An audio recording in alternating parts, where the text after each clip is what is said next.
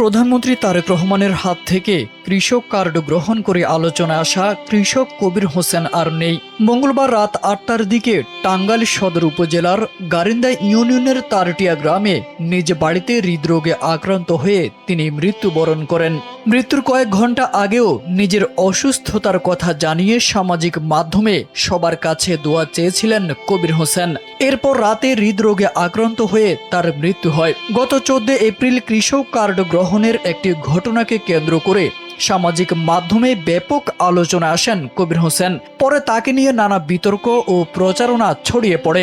পরবর্তীতে কৃষি সম্প্রসারণ অধিদপ্তরের তদন্তে কবির হোসেনকে একজন প্রকৃত কৃষক হিসেবে শনাক্ত করা হয়।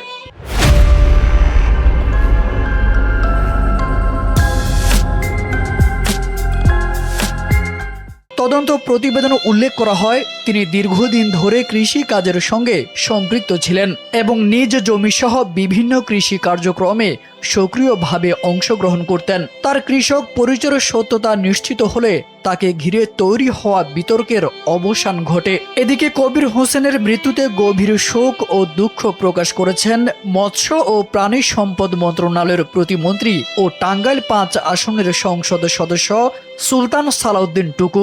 এক শোক বার্তায় তিনি মরহুমের রুহের মাগফিরাত কামনা করেন এবং শোক সন্তপ্ত পরিবারের সদস্যদের প্রতি গভীর সমবেদনা জানান।